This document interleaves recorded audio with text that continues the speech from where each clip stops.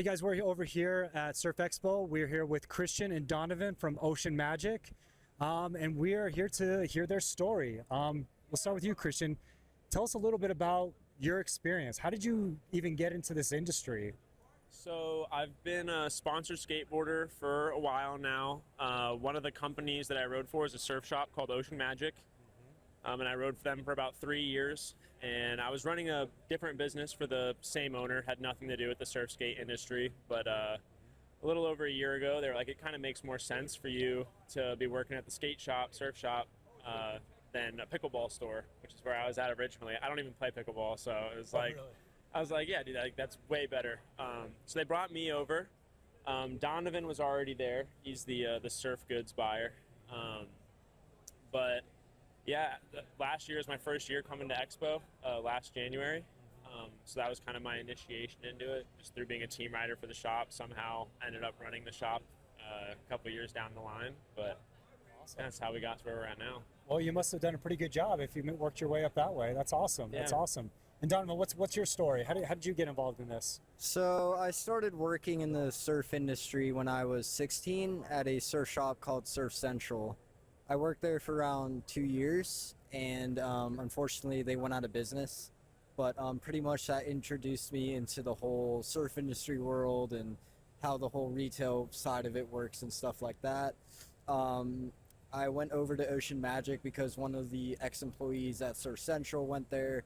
So I went over to Ocean Magic. I worked there for about a year and a half before I got promoted. So basically what happened was the whole management team unfortunately left there, and I was the last one standing, so they promoted me. I got the assistant manager role, and it's just been great from there on out, and now we're at about a year being in the assistant manager, so it's awesome. Gotcha. So you said you've been there for about a year. Is that right? I was there for about a year before I got the role, so I've been at Ocean Magic for about 2 years now. 2 years now. Yes, sir. And Christian, you've been there for how long? Yeah, about a year. About a year. Awesome. Well, that's interesting. That's interesting. So the owner must trust you guys a lot to kind of take the lead and manage everything. Yeah, so I ran another business for him, and I did a good job there. And so he's like, it just makes more sense for me to be at the shop where I'm already in the industry. Yeah. And you know, Donovan's he's the Southeast Regional Surfing Champion. Oh, wow. So he handles all of our surf hard good buying and surf stuff. I handle all the skate, and then we meet in the middle on like the men's clothes and all that stuff. But you know, we already know the industry. I've been a skateboarder since I was, a kid. He's been surfing his whole life. His dad's pretty big in the surf industry, so we grew up in the culture, and now we're just kind of moving into the buying side of things. Gotcha. Awesome. I'm gonna pause real quick. If you could try to keep that right there. Perfect. Okay, great. Dude, that's quite a fascinating story. So you both have been you've been in the industry for many years, in the retail space for about a year. What have you guys learned? What's kind of the biggest things that as you guys have gotten into these new roles, what have you discovered, or maybe even some mistakes that you realize, oh crap, that didn't quite work. We got to do this next time. Is there anything in particular that you guys feel like you've learned as you guys have gotten into these roles? I think a big thing is trying to stay involved in the community. Donovan having a good reputation where we live, all the surfer kids know him. It's kind of similar for me with the skater kids. They all know me, kind of look up to me. And then through that, and then like hosting skate contests, surf contests and stuff like that, it's really been helping drive sales. When I was younger, I would go to the skate shop on a rainy day, and there's the couch with the Xbox, and you're playing Skate 3, or you have the Thrasher magazine. It's kind of like a hangout. And then as I got older, I feel like that died off a little bit. I don't really feel like people go to hang out at surf shops or skate shops anymore like they used to. So we've been really trying to focus on bringing just like the community back into the shop, and like trying to support all like the young Groms out where we live in Jupiter, Florida. And I feel like we've seen a pretty good result from that. We have a lot of kids just coming in and hanging out. There's a couple who are in there almost every day. Really? Yeah, they skate there after school and they play on the Xbox, or we have a bunch of like flat bars and stuff so kids can skate the rail out front. It's helped us a lot. Our board sales have doubled this year since starting to do that. Yeah, like actually doubled our sales compared to previous years. Interesting. So what else do you guys do as far as the community side? Because that's a really fascinating thing. I've heard that from a lot of skate shops, a lot of surf shops, trying to make sure that they are involved. You guys said you guys do events. Donovan, is there anything else on the surf side that you guys do to really kind of lean in to make sure that you have a community So presence? we sponsor one stop a year in South Florida ESA district. We sponsor that stop every year, and we try to make sure that we go all out in prizes and stuff, so it gets kids stoked. And we've seen pretty good turnaround for entries in the event because we did one last year, and out of all the other surf shops in the area, we definitely had the best prize pool. So that definitely gets people stoked to want to compete. And other than that, just community-wise, event-wise and stuff, we have a boardroom, and we host concerts in the boardroom. We did this concert in early December. We had two bands play, an opener and a closer, and there was probably 300 people in the boardroom, and it was just really awesome to have that back in the surf world. You know what I mean? I just think it all ties in together. The community, the love, it all just ties into the surfing world for sure. So you guys are younger. You're seeing what the younger crowd is starting to kind of get involved in when it comes to these industries. What do you feel like has changed compared to when you guys were, in your teens, and how you guys got involved? And what are you seeing the younger crowd kind of shifting towards doing when it comes to involvement? What are you gonna say there? Social media. Social media? A lot has changed in the surf world. That is, I feel like social media kind of, doesn't really bring as many people together because you're seeing it all online anyways. So I think when I was younger surfing and stuff, it was cooler to go to these events and see everybody there, but now it's all kind of blasted on Instagram and stuff.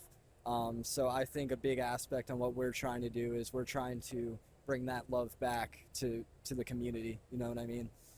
I just think social media changed the sport a lot for sure. Interesting. Do you guys use social media a lot for your business? Oh, absolutely. Every day. So, what's your guys' content strategy like for social media? We've been brainstorming on kind of trying to switch things up. A lot of it is like, as we get new product coming into the store, making sure you're blasting it. Like I'll order a bunch of skate stuff and all the new boards will come in. I'll take a video of all the product lined up nice and I'll post that on our Instagram, and within an hour there will be kids skating to the shop to come look at the new stuff. But a mix between that and like, I know sometimes we'll like give Donovan some merch and we'll have him go out to the beach with the surfboard, and a social media lady will go out with him and get photos of him with the product, or honestly all types of things. So you guys have a dedicated person, is that right? That's just constantly posting, constantly blasting out. She works at the shop as well, Okay. but she's been with us for about 4 years now, I want to say. She's our longest standing employee, young girl. Originally, I started letting her run our TikTok, and I had a lady specifically for Instagram because she just did very professional work. But on TikTok, we started getting millions of views with this young 17-year-old girl running the social media. And so recently I put her on to running the Instagram as well. So now she runs Instagram, Facebook, TikTok, all of it. And she's been doing a killer job. I was gonna say, what platforms right now do you feel like surf and skate shops should really focus on? You mentioned Instagram and TikTok, but if you had to pick one, where would you say put the most focus? I would say TikTok. Honestly, TikTok it's weird. The less effort you put into your videos, typically the better they do. Like, That's interesting. I call TikTok brain rot content. We post brain rot content on TikTok, and it gets millions of views. Like, just the absolute dumbest stuff. Versus our Instagram is very professional, looks really nice. It's kind of harder to hit the feed like that on Instagram. I think Instagram targets people my age, like 25, 30, 40, where TikTok is hitting all the younger kids. And for, the people who are getting the skateboards typically are, the 14-year-old kids. Yeah. And so TikTok's definitely the market for them. And it's just a lot easier to get views on for whatever reason. That's interesting. So when thinking about social media, have you guys noticed, as you've leaned into social media, whether it be with TikTok or Instagram, have you kind of noticed sales trick up? Or have you, what kind of correlation are you seeing? So it depends on what it is. But typically, like if we get something nice in and we, make a nice Instagram post for it, you'll have people show up within a day or two to pick it up, which is good for us. It helps us turn our inventory faster and lets us get new product in, which makes the store look fresh, which, helps sales in the long run. Yeah, social media is kind of an invaluable tool now. Right. No doubt, no doubt. So let me maybe ask you guys this. So Donovan, remind me again, you're the surf buyer, Correct. Yeah. When it comes to e-com, there's a lot of surf shops who are still hesitant about it, or they feel like it's a big learning curve. Do you guys do a lot of e-com, or do you mess with that, or is that even worth the time? So we used to do e-com. The way that we were doing it, I don't think the old team had it set up right. So it wasn't the best for us, but it is the way. I've actually been doing a lot of research into this myself lately, and there's a lot of like local shops around where we live that do e-com through tons of different platforms. They have their own platform. Like I know BC Surf and Sport. I think they're based out of Deerfield. Yes. They sell on Amazon. Like it's definitely the way. People are lazy nowadays. If they can click a button on their phone and it can show up at their doorstep the next morning, like they're gonna do that versus come into the store. Yeah. And it sucks. It's hard to kind of compete with Amazon, especially with their prices being as good as they are. They are able to buy at such a big bulk Yes. that their cost is so much lower than ours. They can sell lower. Yeah. So it's hard to compete with that. But you can get into those spaces yourself. And clearly it's worked well for BC. I know BC sells snowboard goods on e-com. Yeah. But we don't sell snowboard stuff in Florida at all. But like the vendors that we carry with, they have winter clothing lines that we never touch. And those are things that you could sell online to make extra money to people who maybe don't live in your area. Yeah. Dom, you were about to say something. What are your thoughts on e-com or kind of how that works? He pretty much explained it very greatly. It's definitely a very important thing to do, as we all know the internet's kind of taking over brick and mortar stuff. I do seriously believe that it's a very important thing that people should definitely look into if you run a shop, for sure. No, that makes sense. Yeah. Because some shops I've talked to, they feel like it's a big learning curve. Do you guys use, what platform do you use for e-com? Is it Shopify? It's Shopify. Use Shopify? Yeah. Okay. Is that the one you guys would recommend, or is there any others you've tried out? That's who we used originally. I think it's one avenue. I don't think the answer is one e-com option. I think it's being spread out diversely Wider net. It's just the more avenues you have, the easier it is for people to find you. No, makes sense. That makes sense. I mean, you guys sound like you're doing something right. I mean, as you said, your skateboard sales are up. Doubled? Yeah, I doubled them. 110% over last year. My goodness. Not all skate shops and surf shops can say the same. I mean, from what we've heard at least, feels like some are down, some are either breaking even, or they're only slightly up. So the fact that you guys have increased that much, you're doing something right. I think it's a combination of like, I don't know, I've been a skateboarder for as long as I can remember. I know what I like, I know what my friends like, and so probably a combination of better buying decisions. The old team had a skater who worked for the shop, but I'm a little more into the scene than he is, and I stopped carrying a bunch of brands that I never would skate and just carry the tried and true good stuff. And that's definitely helped, on top of just throwing contests and events and, just being out there showing face. I go to the skate park every day at 4:30, right when I get off work. And also all the kids see me, they all know me, they all know I work at the shop, so then they come in to talk to me, to buy stuff. There's another skate shop in town where we live that has way more options than we do, but they choose to come shop in person with us instead, and it's just loyalty and just being out there. I go out and I'm nice to everybody at the skate park, and I try and just maybe not friends with everybody, but I come in, dap everyone up as I go to the park, say hi, say bye, and the kids appreciate that, especially like when they're younger and they're still learning how to skate. They look at the older guys and they're like, how are they doing this? They're so good. And that really helps. It's just having a face to put to the shop. They're like, oh, Christian works there. And it's the same with surf. I have young kids come in all the time, surfer kids, who are asking if Donovan's at work, just because they see him at the beach ripping and they want to come talk to him. they look to you guys as idols or mentors in a way. So that definitely helps, and that makes sense. Awesome, awesome. You had talked a little bit about vendors just earlier. We'd love to kind of wrap this up and discuss a little bit about vendor relationships. What is the value of that? Because we've talked with a lot of skate shops and surf shops who feel like a lot of vendors have either tarnished the relationship or have just had their own interest in mind, not the skate shop. What has been your guys' relationship with vendors as far as just collaboration on inventory and the reps? What's that like? It's different from brand to brand. I'd say it goes two ways. It's beneficial for the brand to have a good relationship with the shops. You know, we have reps that I really like, and they might be the rep for multiple different brands. And because I really like them, I'm more inclined to bring their stuff into the shop. And a lot of it just has to do, it's just kind of, all these reps for the most part, at least for who we deal with, being a surf skate shop, Yeah. the reps are surfers or skaters themselves. So, you know, we're here to work at Expo, obviously, like build our orders, build our pre-books, but a lot of it's also just kind of shooting the shit and talking and nerding out about surfing or skating. Like I know he really enjoys all of his meetings with the surf reps, and I enjoy mine with the skateboarder reps. Mm-hmm. You have any But benefits? yeah, Dom, you seem to be very passionate about that relationship.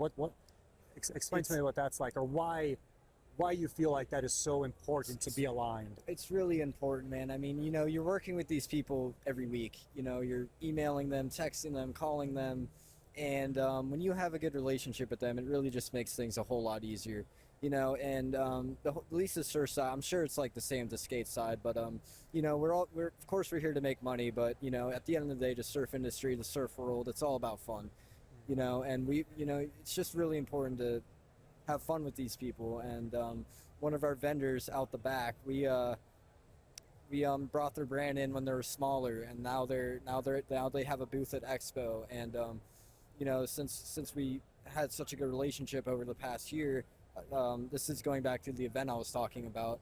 You know, they sponsored that event and promoted it for us, and that brought in tons of people into our shop. So it's really just a win-win for everybody if you guys just get along, you know, just have a good relationship and just be friends. No, that makes sense. That makes sense. Absolutely. It's all about relationships, all about community. I mean, you guys really seem to be a bit more forward thinking as far as what is happening, where you need to go. As you had mentioned, Christian, spreading the net. It's having just in-store sales is not enough anymore. There has to be more than that. So that is, like I said, I think you guys are on the cusp of something great. I mean, your sales are up. That's fantastic. I think you guys have the right mindsets, and I honestly think I'm excited to see you guys grow.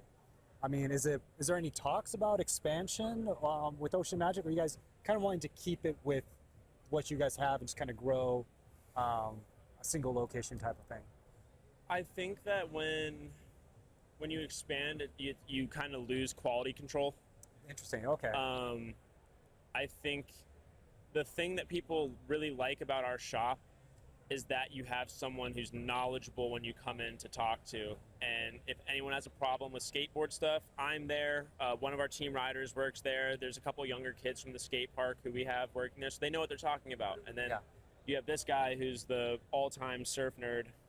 I'm serious. If you like look at a board, he can break down the shape and the leaders and why this fin type is better than this, and something it's hard. You can't teach someone that stuff. No, there's a science to it. Like you can hire someone to come in and work there, and you can teach them how to put grip tape on a skateboard and how to put the trucks and wheels on, but they'll never understand, even if you tell it to them. It's just in one ear and out the other. Like the difference in the wheel shapes, how that affects the different tricks, and same goes for surfing. And I think people really appreciate that. I've had a lot of customers tell me that like that's why they choose to come to Ocean Magic. You know, people come into stores nowadays and no one helps them. They just kind of sit there and wait for you to come up to the counter. Yeah. Versus here, you know, we actually know what we're talking about. We have one of our other surf riders as well, team riders, works at the shop. So even if me and him aren't there, we pretty much always have someone there who can really tell you the science behind what you're buying, which I think is super important. It helps sales a lot. You know, it makes the customer trust you. Yeah.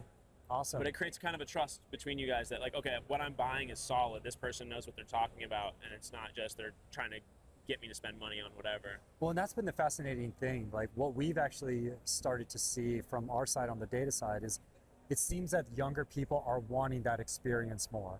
They're wanting to talk to an expert. They're not wanting to just drop $100 or $200 on a new surfboard without talking to somebody and trying to understand, okay, I'm investing in this. I need to make sure I have the right product. I feel it, I touch it, I try it out, or I talk to somebody who understands it. That experience very much seems to be coming back, which is why at least we're starting to see on our side the sales and specialties slowly starting to get back to where they need to be. So that's awesome. It's awesome that you guys are experiencing that. And yeah, dude, I'm just excited for you guys. Yeah. Like seriously, We're stoked.